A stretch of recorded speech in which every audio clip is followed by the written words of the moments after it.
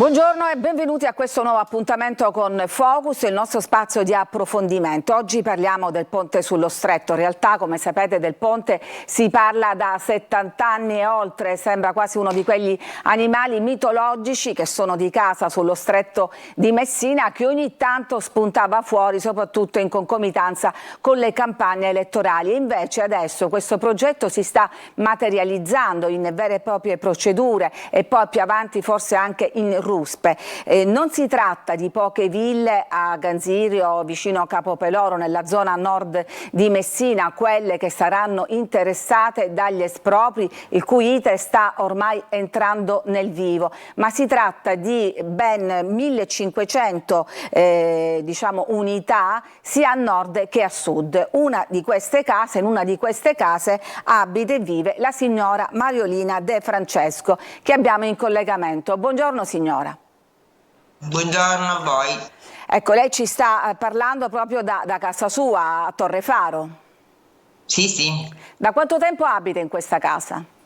Da quando sono state costruite, dal 2001, 23 anni. Ecco, molte case lì sono di Dunque, villeggiatura, lei invece ci abita tutto l'anno. no, è sbagliato. La maggior parte delle case che ci sono qua sono prime case. Alcune sono seconde case perché alcune persone, per esempio nel mio condominio, il mio complesso, siamo in 27. Soltanto una famiglia viene a villeggiare d'estate, tutti gli altri siamo residenti estate e inverno, per dirne uno. Così negli altri comuni. Certo, ci sono alcuni che hanno altre case in città, ma la maggior parte vivono qua. Ecco, lei convive da anni con questa, diciamo, spada di Damocle degli espropri, ma finora ci aveva creduto? No, non da anni, non da anni. Noi sapevamo, insomma, che c'era quest'idea del ponte dai tempi di Garibaldi, c'era l'idea del ponte, però una cosa così. In realtà di ponte il reale veramente si è cominciato a parlare nel 2011 quando c'era Berlusconi, che noi avevamo dentro al condominio persino le trivelle che dovevano andare a sondare il terreno al di sotto del condominio. Hanno fatto danni, non volevamo farli entrare. Sono entrati con la forza e hanno fatto pure danno, hanno danneggiato alcune case, sì, hanno poi pagato queste case danneggiate, poi finalmente Monti ha chiuso la società e il problema del ponte è finito. Dopo 10 anni, quindi ora nel 23, è ritornato il politico di turno che ha deciso che deve mettersi la medaglia di questa grande cosa che si deve fare, la cosa più bella del mondo, e stiamo di nuovo con questo problema sulla testa. E devo dire la verità, io personalmente, più che essere preoccupata, sono veramente seccata, perché non è possibile vivere con questa spada di Damocle che ci costringe a lasciare libertà, serenità, tranquillità e vivere in pace. È veramente fastidioso. La mia casa è soggetta ad esproprio perché proprio in questa zona deve venire la base del pilastro che sorregge la parte siciliana. Sì. È una cosa mostruosa. Vedete i disegni sono carini perché sembrano fatti con i mattoncini della Lego, ma in realtà sono mostri. C'è una base di 40 metri di quadrata, di 40 metri per lato, e un'altezza di 400 metri, cioè sulla nostra testa. Quindi signora, se anche la sua casa non fosse interessata al progetto, lei sarebbe comunque contraria? Assolutamente, perché il motto, noi siamo tante associazioni in Ponte qua, con tanti slogan. Lo slogan che io preferisco è: lo stretto non si tocca, lo stretto non si deve toccare perché è un patrimonio di tutti, è una cosa meravigliosa, uno dei posti più belli che esistono in Italia sicuramente e anche nel mondo, direi. Faccia conto che nel 22 il National Geographic ha dichiarato che la spiaggia di Capopeloro, che è quella che proprio insiste sullo stretto, è la più bella spiaggia d'Italia dal punto di vista naturalistico. Allora, Certo, le chiedo un'altra cosa, quando man mano che l'iter andrà avanti, lei quindi rifiuterà l'indennizzo che le offriranno? No, mi scusi, io la interrompo. Noi ci siamo attivati, stiamo attivando, siamo pronti, siamo preparati per evitare che si arrivi agli espropri. Noi vogliamo fermare tutto prima, perché è veramente una cosa assurda, è una cosa che non si può fare. E devo dire la verità, il fatto che negli ultimi giorni abbiano reso pubblici gli elenchi degli espropriandi è una cosa che loro hanno fatto un bell'autogol in realtà, perché i cittadini di Messina pensavano che il problema del ponte riguardasse solo la zona nostra, la zona nord.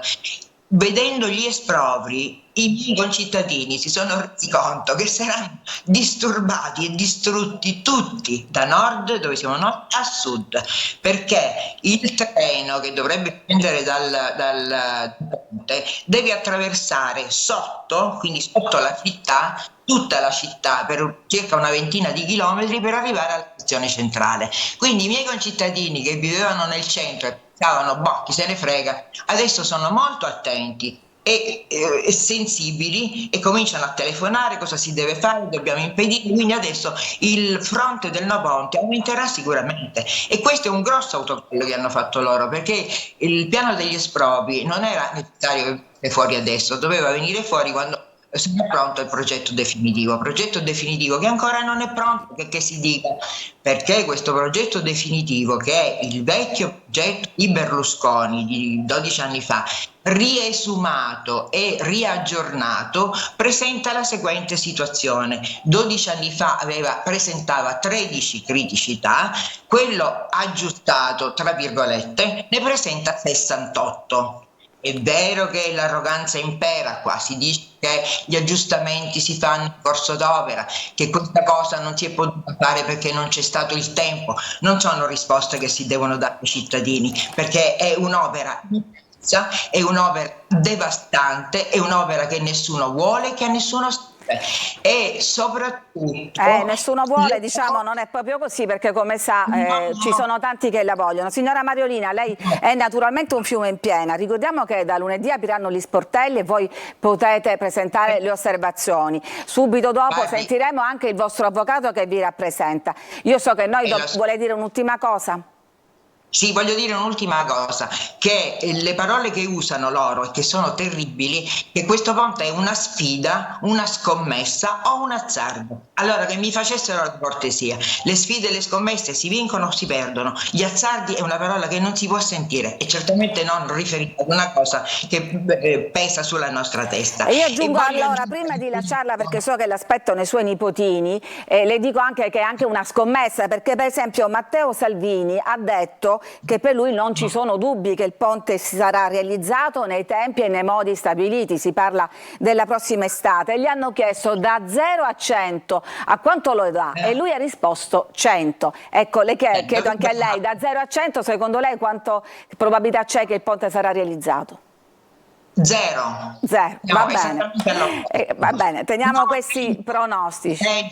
Senta, è una cosa che dico sempre, basta, che la mia casa io la cederei volentieri per altre cose, un ospedale, un ricovero per bambini, ma non per il ponte. Il problema non è la mia casa, il problema è lo stretto che deve essere toccato. Benissimo, grazie signora Mariolina, noi adesso ci fermiamo, c'è una pausa per la pubblicità, continueremo a occuparci del ponte con l'avvocato che rappresenta i diritti della signora Mariolina e di tanti altri che vogliono difendersi e dall'altra parte invece tra i favorevoli al ponte l'ingegnere Enzo Siviero. A tra poco.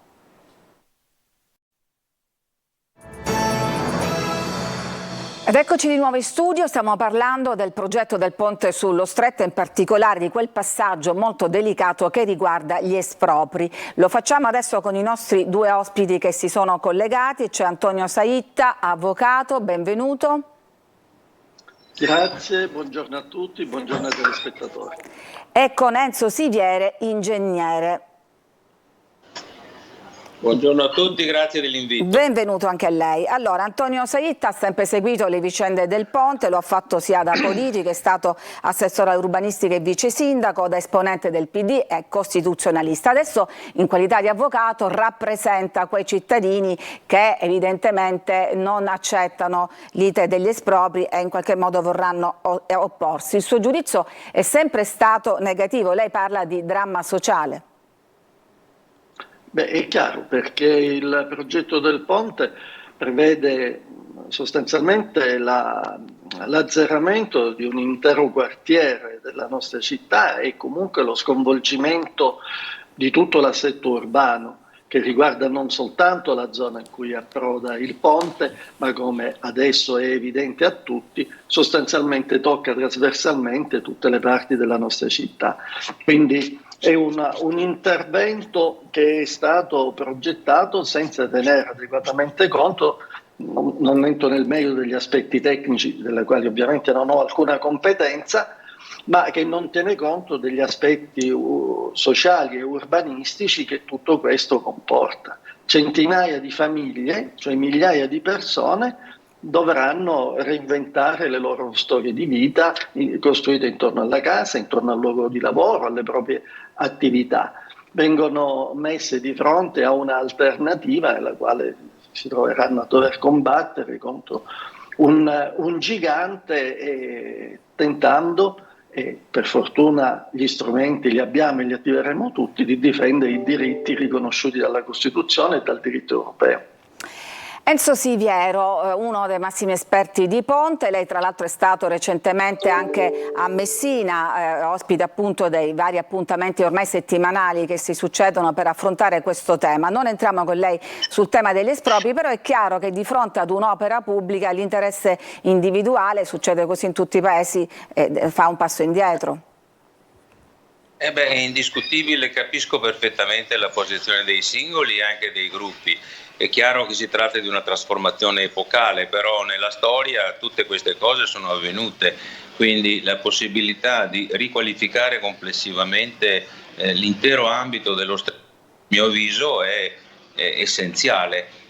Altro mi risulta, dettagli non li ho approfonditi, ma che insomma ci sono anche molte posizioni o molte, diciamo, possibilità che ci siano delle situazioni di abusivismo abbastanza diffuso, come peraltro succede in tutto il meridione. Quindi questo è un aspetto su cui riflettere. Io credo che bisogna avere una certa lungimiranza, fermo restando che i diritti singoli vanno tutelati, anzi più che tutelati, cioè gli indennizzi dovranno essere valutati. Ovviamente da un punto di vista giuridico io non entro nel merito, però come cittadino comune ogni volta che si fa un esproprio la cosa va tenuta in considerazione e dico tranquillamente tenuto conto delle situazioni sociali di ciascuno, degli affetti che uno non sono per niente indifferenti a queste situazioni, però io penso complessivamente quando si fa un'opera pubblica purtroppo il sacrificio di alcuni comporta invece il sacrificio di tanti altri. Se andiamo sulle proporzioni, che cosa significa il ponte per lo Stretto,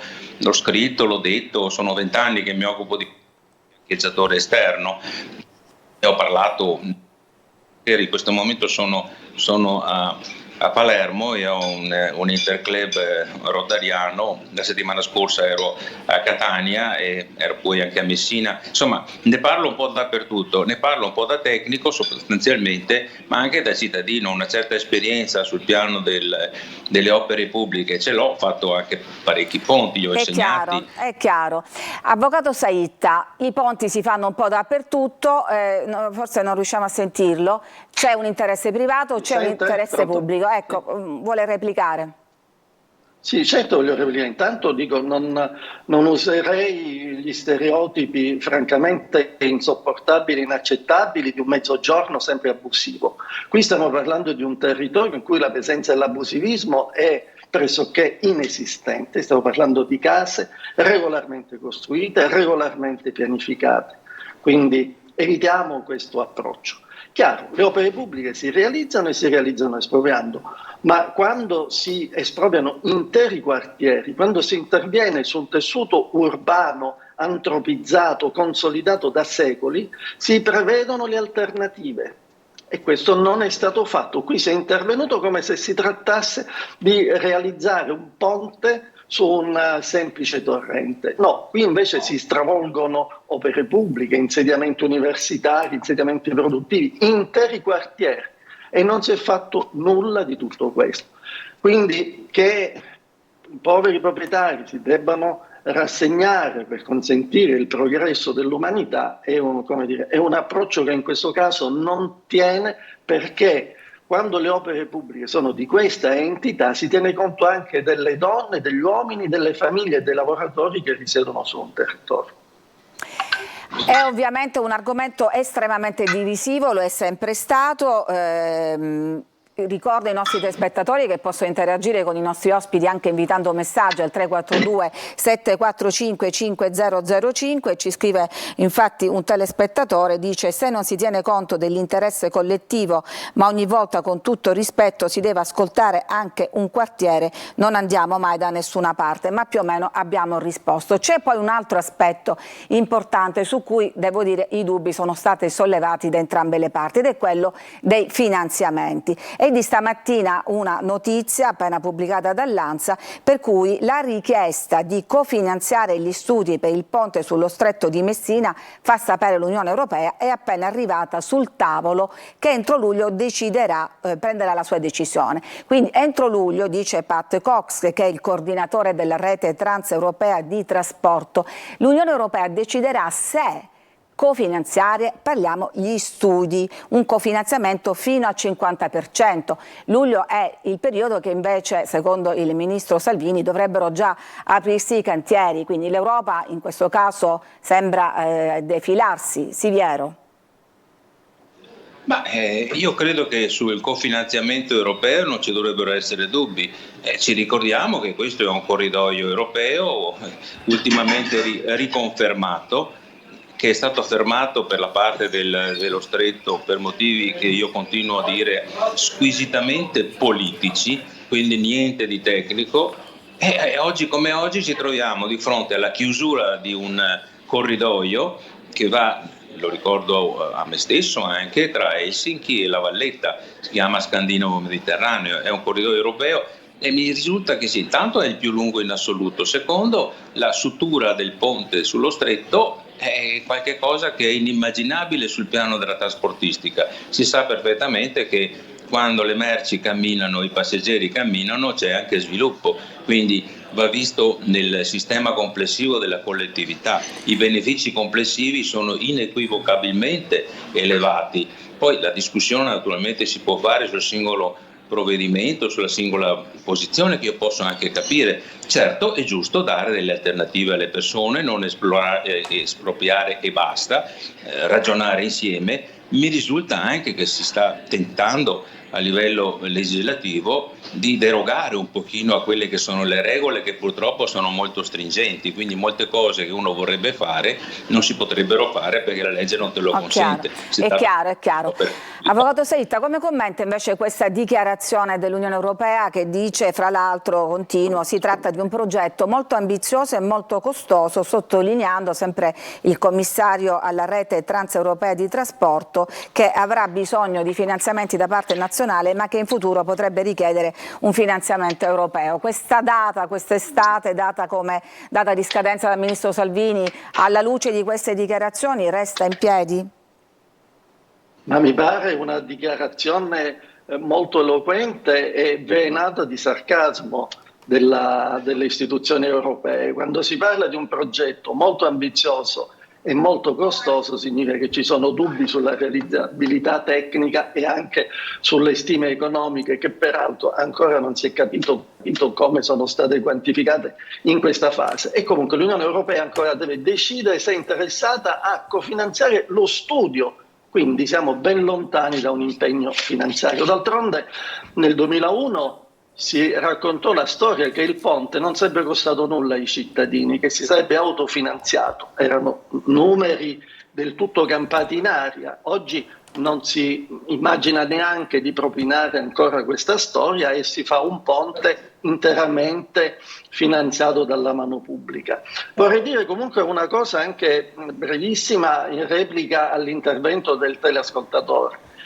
È la normativa europea e quella nazionale che prevedono che per opere così impattanti si debba fare un confronto con le popolazioni interessate. Qui non si tratta di considerare con disprezzo quelle persone che hanno speso tutta la loro vita per realizzare il sogno, cioè una casa, ma si tratta di fare una valutazione effettiva dell'impatto anche sociale, oltre che tecnico, paesaggistico, ambientale di un'opera pubblica. E tutto questo, nel caso del ponte, palesemente non c'è stato. E ancora un telespettatore ci scrive: perché non sottoporre la costruzione del ponte al referendum siciliano e calabrese? Questo è un altro aspetto. Voglio sintetizzare intanto per chiarezza quali sono i prossimi passaggi. Intanto abbiamo detto è partito l'iter degli espropri, è stato pubblicato l'avviso con le particelle che saranno espropriate, gli interessati avranno 60 giorni per le osservazioni a partire dall'8 prossimo, quindi da lunedì, quando apriranno 2 sportelli, quindi 60 giorni vuol dire arriviamo ai primi di giugno. Nel frattempo il CIPES deve approvare il progetto definitivo, il CIPES è un comitato interministeriale, per emettere la dichiarazione di pubblica utilità. Solo allora si potrà procedere agli espropri e nel mezzo c'è anche la dichiarazione di valutazione di impatto ambientale. Ricordiamo anche che i 3 leader dell'opposizione hanno presentato un esposto e c'è un'inchiesta perché, a dir loro, ci sono degli aspetti poco chiari. Ecco, torno da Siviero. Qualcuno addirittura sospettava che non ci fossero neanche le carte di questo progetto. Le carte ci sono, addirittura è un faldone di oltre 1000 pagine che naturalmente gli esperti devono valutare, fra l'altro anche in pochissimo tempo. Secondo lei, proprio da un punto di vista tecnico, quest'opera, che è un'opera all'avanguardia eccetera, esiste? Siamo dal punto di vista tecnico, si può fare? Si sente di dirlo con... ovviamente dicono che si può fare, dico, lei lo avalla? Sì, assolutamente, ma lo dico anche con una certa punta di ironia, perché quando si dice che il ponte non sta in piedi, che ha i problemi sismici, che insomma addirittura qualcuno parla di correnti, ma insomma il ponte ha un posizionamento sulle due sponde e non ha nessun pilone in alveo, nonostante che una commissione ministeriale, ahimè, abbia dichiarato, e questo secondo me è estremamente opinabile, che il ponte a 3 campate è preferibile perché presumibilmente costa meno, senza dare indicazioni. Io direi che la questione tecnica è ampiamente superata. Credo assolutamente che sia un'opera necessaria, che darà uno sviluppo enorme al sud e riqualificherà l'intero stretto di Messina, ovvero tutto l'ambito che riguarda Messina, soprattutto il waterfront. Ricordiamo anche tutte le opere complementari, dalla metropolitana di superficie allo spostamento della stazione ferroviaria. Certo che è uno sconquasso ambientale, ma va regolamentato. Io sono assolutamente d'accordo che vada considerato tutto l'aspetto, anzi dirò di più, io ho qualche sentore, ma non posso essere così chiaro, che ci sia la possibilità di mettere sul tavolo anche qualche milione di euro per indennizzare adeguatamente le persone che saranno particolarmente vessate, chiamiamolo pure così, cioè non è che si neghi l'opportunità o la necessità, anzi va seguita. Per quanto riguarda la procedura, il 16 di aprile c'è la conferenza dei servizi e dopo lasciamo pure un paio di mesi per aggiustare le ultime cose, poi si andrà al CIPES, è presumibile che fra maggio, diciamo giugno, massimo primi di luglio, ci sarà il via definitivo. Dopodiché, quando si parla di avvio dei cantieri, si parla di una ventina di cantieri, perché ci si dimentica, parlando sempre del ponte, che il ponte rappresenta il 40%, il 35% dell'intero importo. Tutto il resto sono opere cosiddette complementari ma necessarie che stanno sul territorio. Parliamo di 20 km di strade e gallerie, si tratta di una ventina di chilometri di ferrovie, insomma c'è una serie di opere che vanno regolamentate naturalmente e gestite. Ricordo a tutti che già nel 2010-2012 solo per la cantierizzazione c'erano qualche cosa come 500 elaborati, cioè il livello di approfondimento non solo dell'opera in sé, ma di tutto quello che gli andava dietro, e sto parlando naturalmente sul piano tecnico, non sto parlando del piano espropriativo, su cui posso anche essere in parte d'accordo con l'avvocato Saitta. A questo punto il livello di approfondimento di questo progetto è assolutamente eccezionale, come è giusto che sia per un'opera eccezionale. Tutto qui. Allora siamo in chiusura, quindi vi prego di fare questi ultimi commenti brevemente. Prima vi leggo l'ultimo messaggio che ci sta arrivando. I benefici del ponte per la popolazione di Messina e della Sicilia sono nulli rispetto ai costi dell'operazione e all'impatto per la città. Sostenere nel 2024 che una singola infrastruttura in un territorio depresso dal punto di vista economico porti sviluppo è anacronistico. Insomma, i nostri telespettatori sono abbastanza aggiornati e anche divisi su questo argomento. Avvocato Saitta. Ma io penso infatti che la Sicilia debba essere collegata al resto del mondo via mare, via cielo e anche implementando il servizio di traghettamento e dando una rete interna adeguata perché il turismo, il traffico delle merci si possa svolgere. Io non ho l'ottimismo e non la vedo semplice come l'ingegnere Siverio che in pochi mesi si possa approfondire un progetto per un'opera che non è mai stata realizzata in queste dimensioni e che ancora punti decisivi anche dal punto di vista tecnico debbano essere profondissimamente sviluppati. Non lo dico io che non ho alcuna competenza, ma lo dice il comitato scientifico della stessa Stretto di Messina, che ha fatto 68 osservazioni, ancorché ovviamente chiudendo con un'approvazione, ma sono 68 osservazioni su punti decisivi, dalla qualità e dalla tipologia degli acciai al tipo di fusione, alla pavimentazione o all'armamento ferroviario, al sistema di frenatura, la resistenza al vento, la resistenza in caso cadano due pendini, elementi fondamentali per la struttura del ponte stesso. E invece si va avanti come se si trattasse davvero del ponte sull'ultimo dei torrenti del territorio messinese. Allora siamo in chiusura, ingegnere Siviero, un'ultima battuta brevissima a conclusione. Guardi, per quanto riguarda le cosiddette 68 osservazioni, in gran parte sono atti dovuti, che si debba approfondire non c'è dubbio, del resto non siamo a livello del progetto esecutivo, siamo a livello di un progetto definitivo che aveva già avuto il suo placet 10-12 anni fa. Oggi siamo nella condizione di fare degli approfondimenti sui quali, devo dire la verità, si sono impegnate centinaia e centinaia di persone che ci hanno messo non solo la faccia, ma anche la reputazione e che mi pare non marginale. Benissimo. Quello che dico è esattamente questo, semplicemente ribadire quello che era necessario fare. Posso dire una cosa? Sì. Non erano nemmeno necessarie le osservazioni del comitato scientifico, perché sono implicite. Avvocato Saitta, vorrei lasciare in chiusura da parte un attimo l'aspetto tecnico per chiederle, secondo lei, quanti ricorsi verranno presentati? Guardi, io credo che contro il decreto di approvazione del CIPES ci sarà un'autentica sollevazione popolare davanti alle autorità giudiziarie.